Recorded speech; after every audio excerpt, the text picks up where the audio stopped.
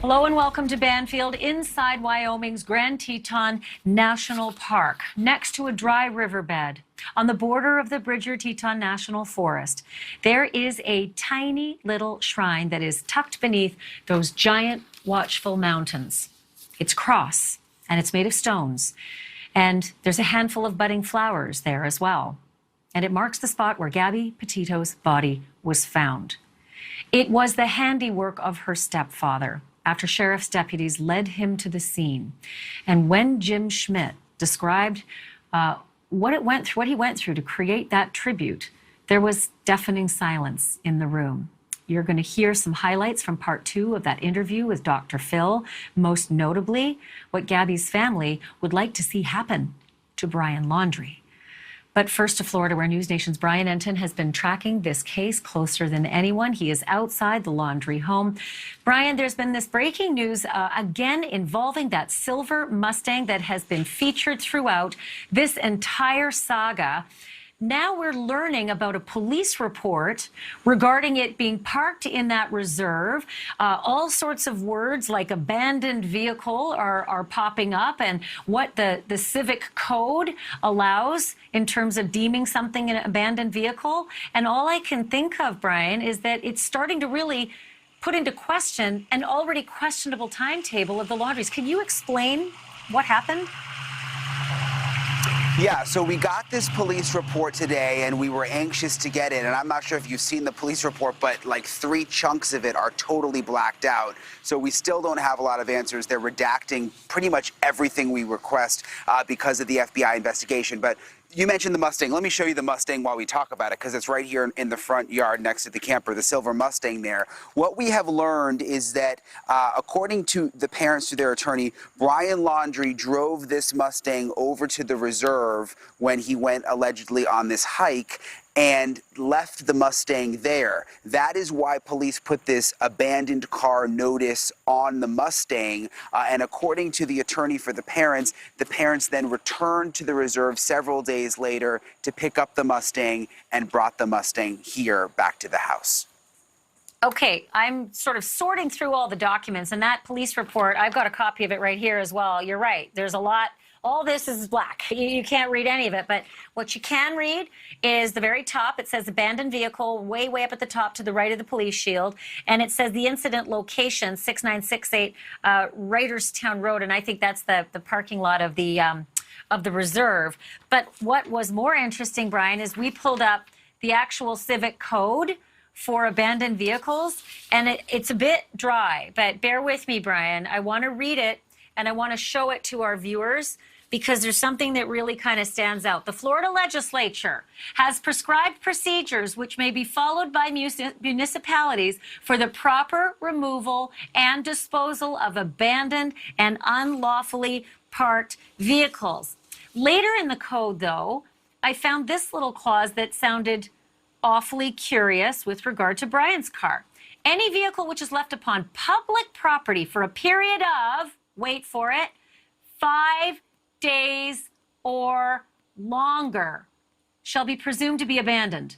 The rightful owner of such vehicle may rebut this presumption of abandonment. So that's what stood out to me, Brian Enton. 5 days or longer, that car would have had to be parked there in order to be deemed abandoned. If that's in fact what played out, it's hard to tell, because again, let me remind our viewers, with this case, this is usually what we get. It's hard to see the details.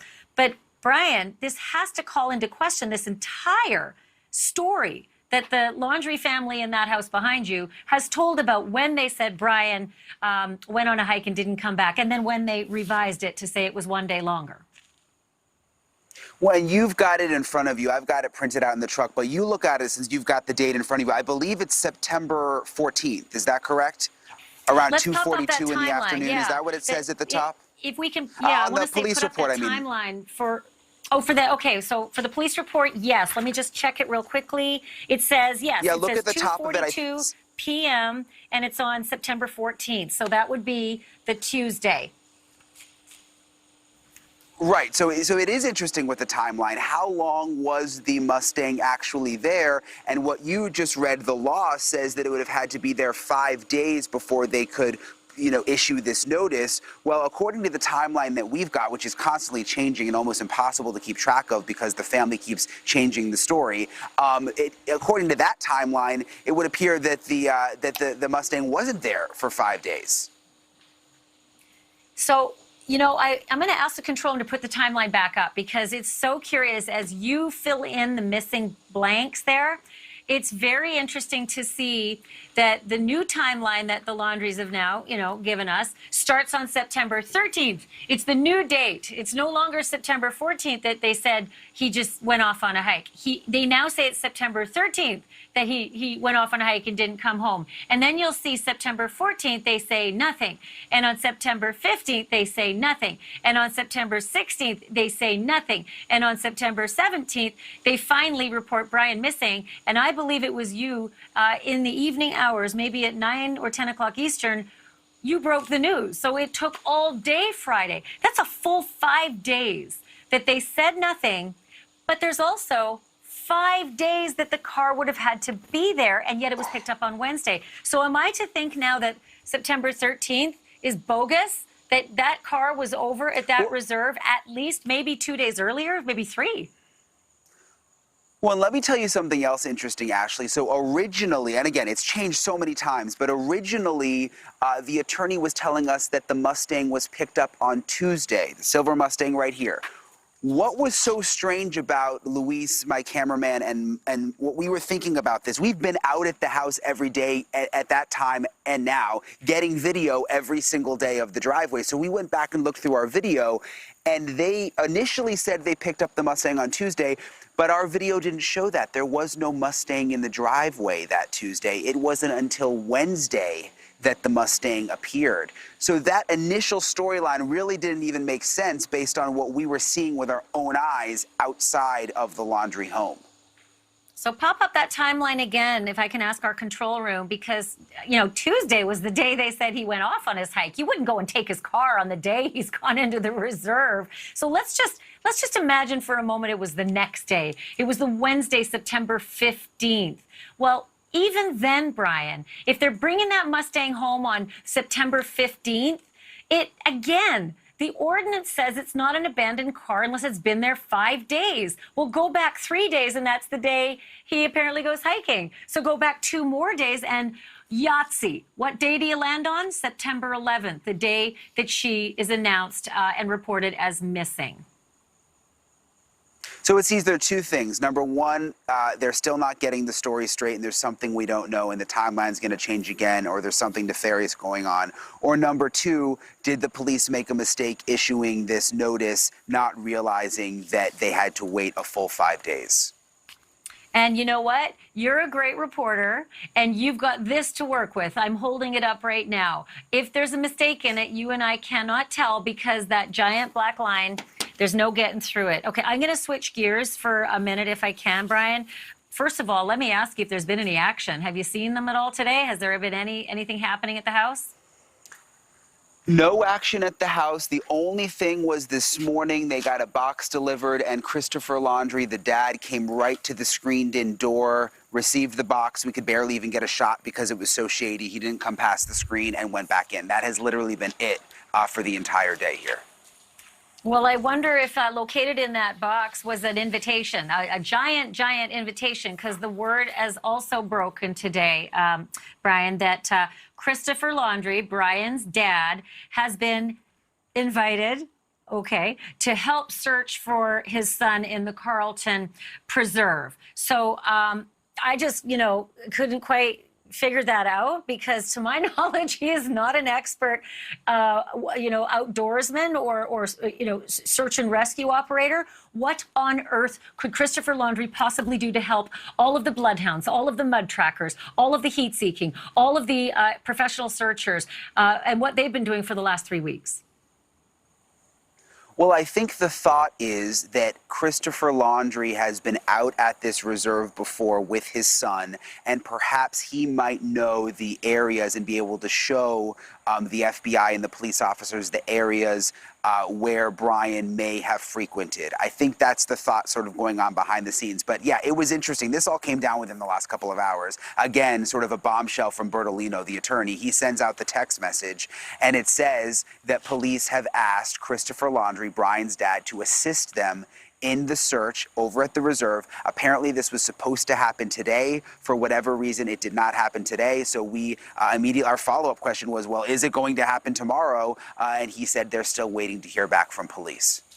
So since the, minutia and itsy bitsy tiny facts can be so important, you mentioned it. I'm going to put it up on the screen. It's Stephen Bertolino, that lawyer's statement about this business about Mr. Laundrie now being invited to help them search. I hope he has good muck boots. It says this: Chris Laundrie was asked to assist law enforcement in their search for Brian at the preserve today. Since the preserve has been closed to the public, Chris has not been able to look for Brian in the only place Chris and Roberta believe Brian may be. Unfortunately, Northport police had to postpone Chris's involvement, but Chris and Roberta are hopeful there will be another opportunity to assist. I know I've asked you this before, Brian, but I'm going to ask it again because I still don't get it. If Chris and Roberta Laundrie truly believe that their son Brian is somewhere in that swamp, then why on earth did they take the car away? Why didn't they think when he comes out, he's going to need a vehicle to come home? And why haven't they come out of the house for the last several weeks and pleaded with the public for help? And why haven't they shown up to the swamp? That statement said the swamp has been closed. That's not entirely true because there have been days they've reopened the reserve. We've been out there when the gates are open. It's massive. It's 24,000 acres. If you wanted to get in some way, you could probably find a way. But instead, they've been in the house and they don't come out. I think you're right. I have two boys, and if one of them was gone for 10 minutes and I thought there was a problem, I would tear everybody away in front of me to break any line and search for my son if he really was missing. Okay, Brian, when we come back, I want to go over some of those things that the Petito family told to Dr. Phil. I just again, just heart sick for them, but what poignant discussion they had. So stay where you are. If you and Luis could just get a couple more shots of the home behind you when we come back, what exactly the Petito family would like to see on the capture of Brian Laundrie. You might be surprised.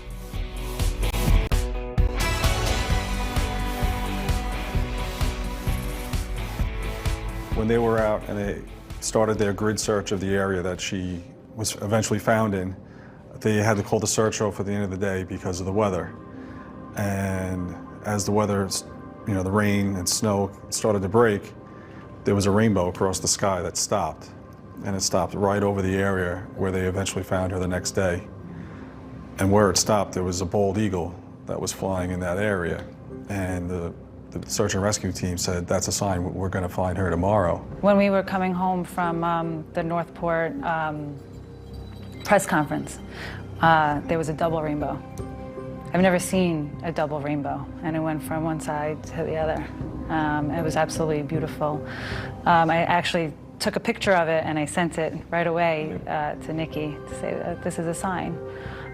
Then when we flew up to New York from Florida, there was another rainbow right over Wilmington. Where she used to live. We saw 4 rainbows on the flight up. So those were the signs, Brian Enton, that the Petito and Schmidt family said that they've seen since their loved Gabby left them. And it's pretty heartfelt. There were signs behind you as well of Gabby Petito's love in the way of flowers. Any more flowers arriving? There have been more flower deliveries today. Several, you look up by the door, you can see they're still out there. I mentioned the parents have come and gotten other packages and food deliveries that have arrived, but they've really just let the flowers be. And this arrangement over here that we showed you yesterday is also still here, Ashley. There's a couple more bouquets here that also arrived today. People really just wanting to make a statement here outside the house, the Laundrie house, because, this is where Gabby lived for quite some time also, and people wanting to send that message to Brian's parents. So I remember last night you showing us the the dirty laundry basket that someone has put out at those flowers. I'm not going to go there tonight, Brian, because the flowers are, I think, a really telling tribute to Gabby. And there's somebody, an onlooker taking pictures even at this time of night, 10:20 p.m. Eastern time. There's somebody there snapping pictures of the flowers. Here's why I think flowers are so important to talk about right now, Brian. When Jim Schmidt, Gabby's stepdad, was out west and ultimately received the terrible news, he was led out by sheriff's deputies to the place where Gabby's body was ultimately found. And he talked about what he did to pay tribute to that young lady. And listen, get your tissues. I want to play for you that moment. Take a look. I laid the cross directly over where her torso was, and I was told the direction in which her head was laying, and that's where I placed 2 flowers in the ground right there. I give him a lot of credit for doing that. I don't know if I could have done that. Yeah. He sent us a picture of it. Yeah. We bawled. It had to be tough. Mm-hmm. Yes. Yeah. But I knew what... He knew he could handle it. I knew what I was accepting when I took it on. To be clear, Brian, has there ever been a mention from Mr. and Mrs. Laundrie about Gabby? No.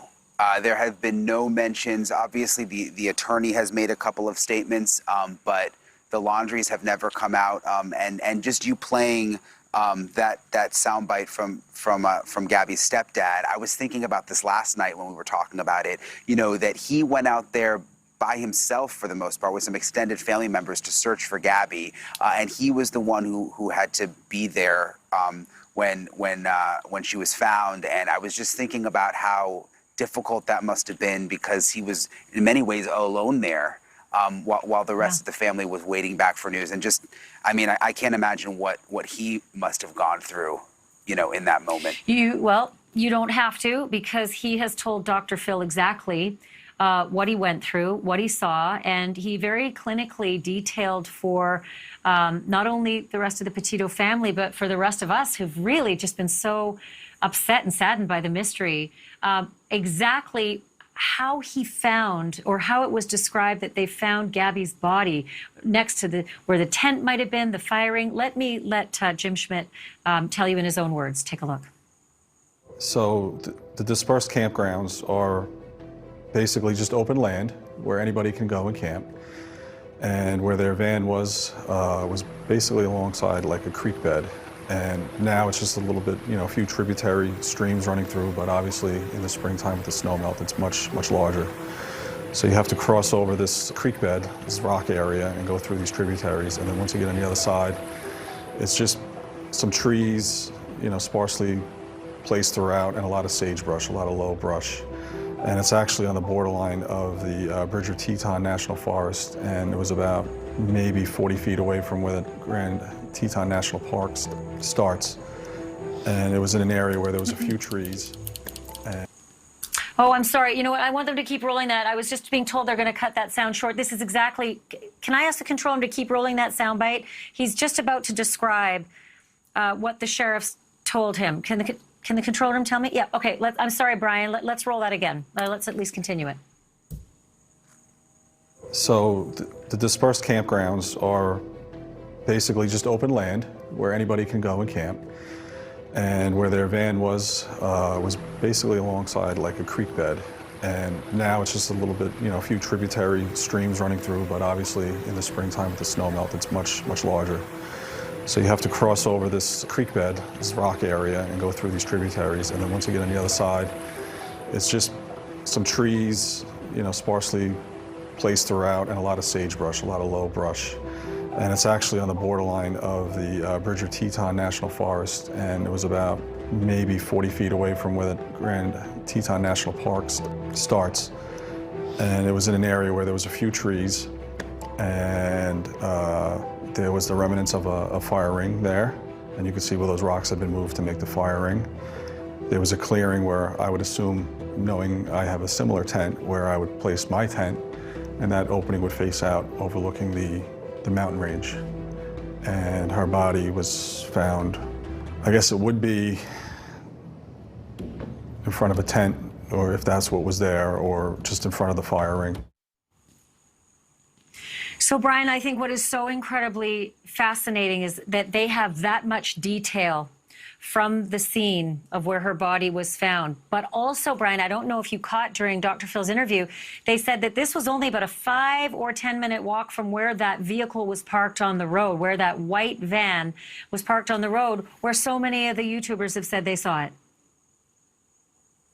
Yeah, and that goes back to this critical clue that came in from the Bethune family, those bloggers who, you know, we basically suspected all along that their clue is what led the FBI to Gabby's body. And now that's becoming crystal clear. You know, they caught the van on their dash cam video, realized it, alerted the FBI, and it turns out that is what led them to that specific area.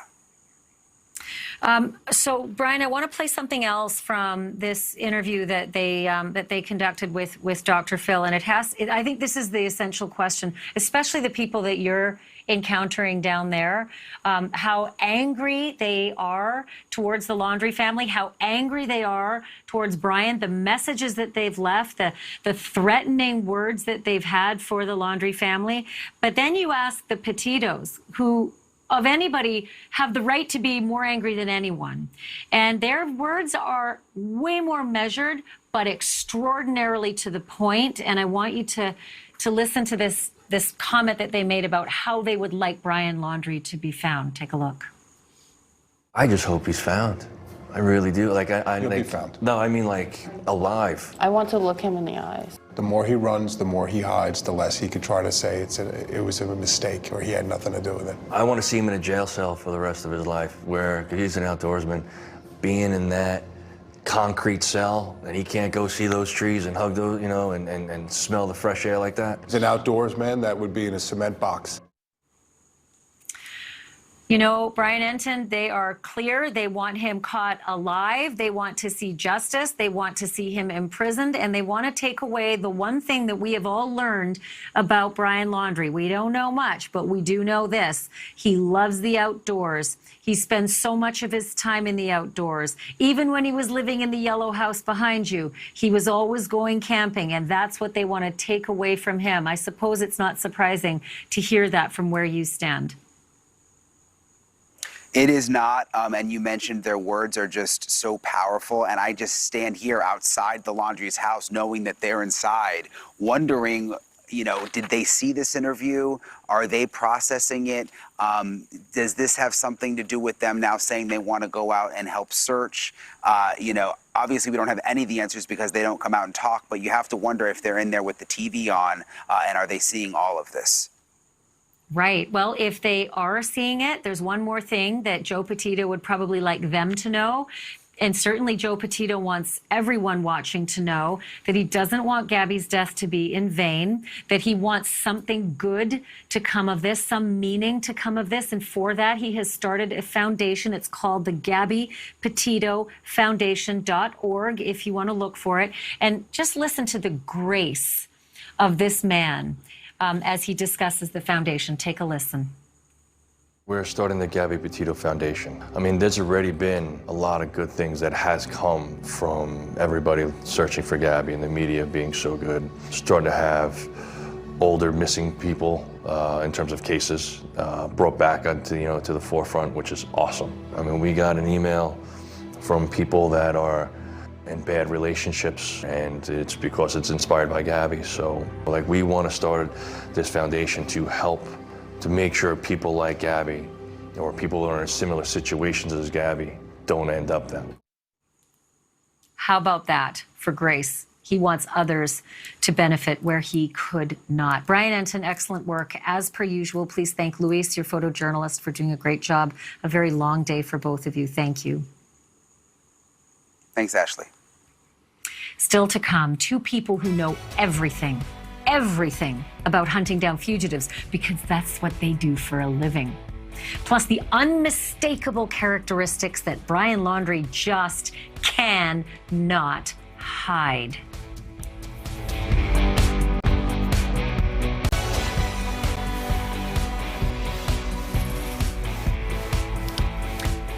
Welcome back to our special coverage of the manhunt for Brian Laundrie. Almost every day, the Laundrie family seems to switch up their stories, disclose new information, and then admit that some of their memories are, I don't know, a little bit foggy. Basically telling us that everything we thought we knew about the case is kind of wrong.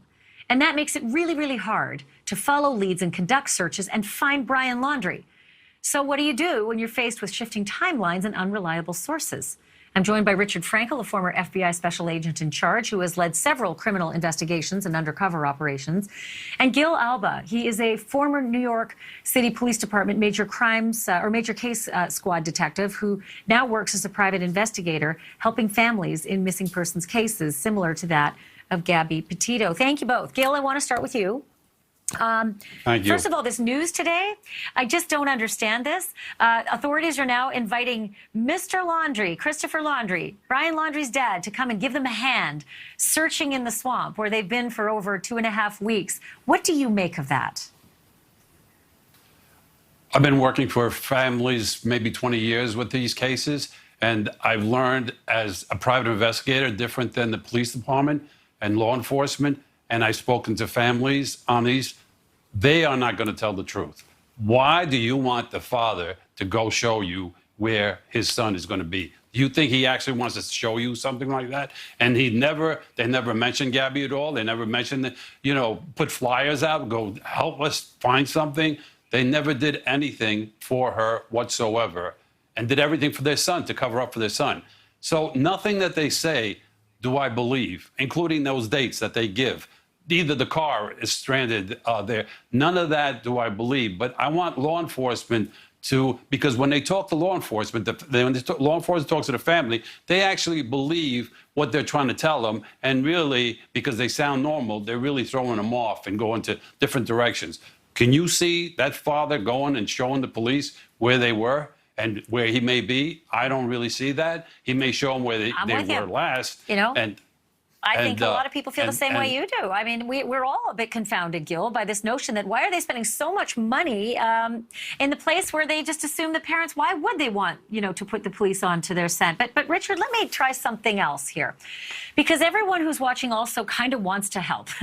They want to know if they see a guy who looks a lot like Brian Laundrie, how can they be sure? So we've really narrowed down a lot of characteristics. And in your line of work, I can only imagine that these are extremely helpful. If you zero in, and a lot of people online have done this, if you zero in on the ears of Brian Laundrie, they have a very distinctive shape. Let's show that. Let me get the control room to show. They have a very pointed sort of tip to them, but they have those nodules on the side. On both ears, there are these nodules on the cartilage, it seems. And then if you see down below underneath his mustache, there's also what some viewers have thought was a distinctive mole on his, between his cheek and his chin. There's also an interesting bump on his head on the right-hand side. You can see sort of the skin is very uneven above his, what might be his right eyebrow if the picture's not reversed, but it's a very uneven kind of bump to the skin. And maybe most importantly, Richard Frankel, are the tattoos on his hands. You can't always have gloves on your hands, especially when you come indoors, especially when you're eating. And those tattoos are distinctive. There's a leafy pattern on one of the fingers. You can see that right there, clear as a bell. The middle finger has that leafy pattern. And then on the heel of his hand, the outside, there's that mountain pattern on the same hand. Richard, are these just like manna from heaven in trying to track a suspect? Yeah, right now I don't have the pictures in front of me, but everything that you've described is going to be in the pictures that the FBI and law enforcement has. They're going to take those and they're going to compare them to other pictures, maybe that they already have in their databases, but they're also going to compare them to videos and pictures that come in from around the country where people have said that they've seen this individual. And they're going to be brought back to the FBI lab. They're going to be looked at, and the audio and visual experts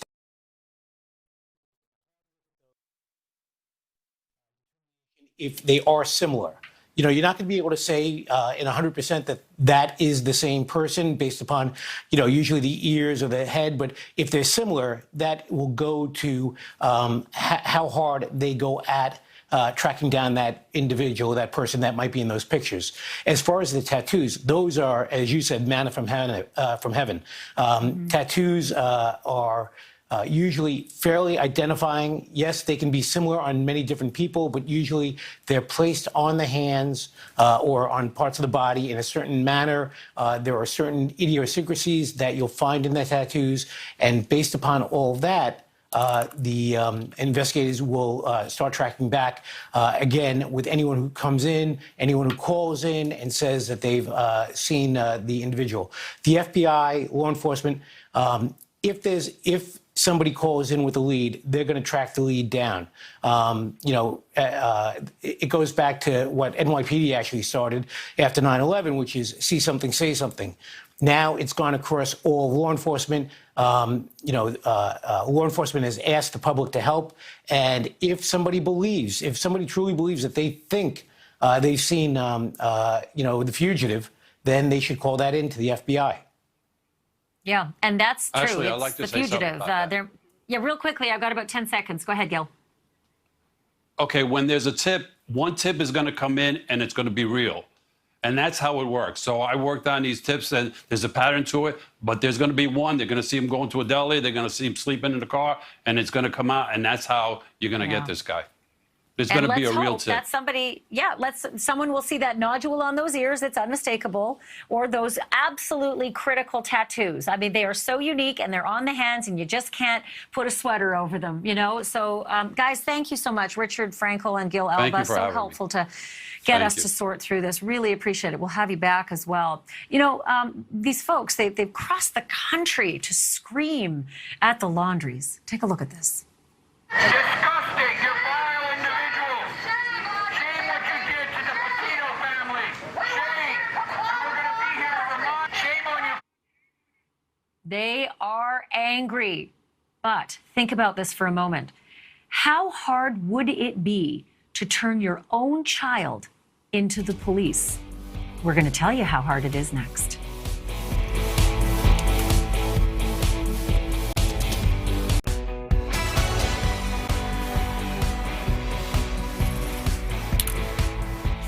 So if you have been following this story like we have, moment by moment, there seems like there's a development. And it's 10:46 Eastern time, and what do you know? There's a new development. This one comes to us via CNN. They have a report tonight that remnants of a recently used campsite have been found at the Florida Reserve, that would be the Carlton Reserve, that has been the focus of the Brian Laundrie search.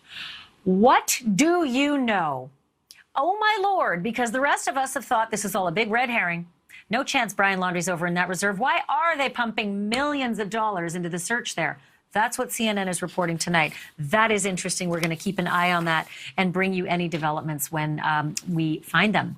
In the meantime, Chris and Roberta, they have been keeping a very low profile, much lower than the public is prepared to accept. Nobody knows what they truly know about Brian, or what he may have done to Gabby Petito, or where he is tonight. The reserve? Maybe. But we do know that their little yellow house has become a magnet for protesters from coast to coast, some even leaving threatening messages. As for what they should be doing about their errant son, Brian, Gabby Petito's dad has some pretty strong thoughts about that and said so to Dr. Phil. I'm a dad. I make my kids stand up for their decisions. If they make a mistake, I'll help you. I'll walk you through that path, but you're going to own up to your mistake, because that's what a parent does. Not what they're doing. I'm sorry. But it does get you thinking, doesn't it? Can any of us who is a parent really know how would we react if we were in the same situation? I know you'll say I would do the right thing. I know you'd say that. But Wyoming is a death penalty state. And before all of this, those Laundries were just average American grandparents. Love and morals are two very different things, no matter how tight the spot you are in. Joining us now to help us break this down is forensic psychiatrist Dr. Michael Wellner. Dr. Wellner, it's good to see you. I just would love for you to weigh in on this. How hard is it for us to put ourselves in the Laundrie's shoes when we all, throw the epithets, do the right thing, turn your son in? How hard is that to do in real time? I think the first place that one starts from a forensic psychiatric perspective is the dynamic within the family. Very often, in our experience, when a fugitive has focus on the family to assist in a search, the family's alienated from that person of interest because of previous antisocial behavior. When you have someone who's close to their loved ones, they're invested in seeing the best in him. And so we don't know what he told them, but what we can expect is that they would be invested in seeing things from his perspective and his account. So while many people around the country and maybe massing on the family grounds and maybe hurling all kinds of anger at the family, we have to remember that they're not necessarily going to see things the way others see them, because they can always say, we know him more than you do. And so he may be guilty of the worst of crimes, of the most depraved of crimes committed on Gabby. But at the same time, if he's been in touch with his family and he's communicated to them an account, they're going to be invested in believing him. And we have to expect that, and we have to respect that, because that's a human nature that comes before any decision to cooperate with law enforcement. Right, and we have to remember that Gabby's death has not been deemed a murder yet. I suspect it will, but I don't know that. And we only have a bank fraud charge at this point, so we have to be very measured in, what these people are saying, blood on the hands and all the rest.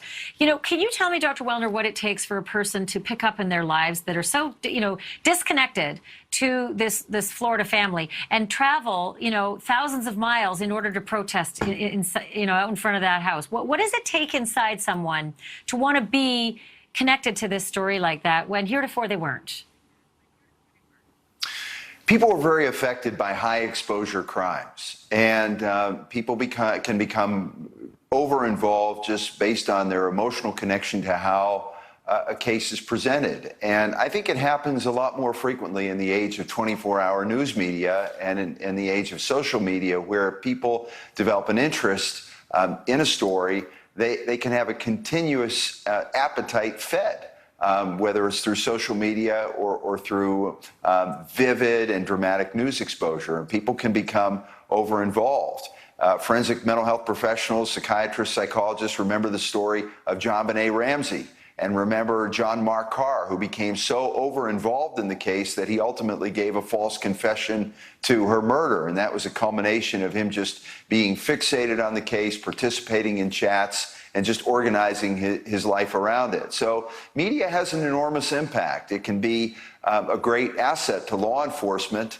I worked on the Elizabeth Smart case, and Brian David Mitchell would never have been captured if John Walsh weren't calling attention to the unsolved crime and people weren't out looking for the features of someone who might be responsible for the kidnapping. Just as in your last segment, you were talking about Brian's physical features to aid people who might see something and say something. So that's a very positive role that media can play. But at the same time, there are people who watch, get very caught up in the dramatics, and also recognizing that where there are cameras, people go to cameras like bugs go to the light. And they may go to a place that has high exposure, but if the cameras weren't there, they might not be on the doorstep. So I can't really speak to the motives of individuals, but emotions create a pitch. And that goes all the way back to when people were carrying torches and pitchforks to suspects and doing frontier justice. Yeah. So, Dr. Wellner, I have to fit in a quick break, but I want to ask you after the break about Brian's mental state. If he's been out on the run for this many weeks in this kind of weather, what's happening up here? That's right after this. After the break, back with Dr. Wellner.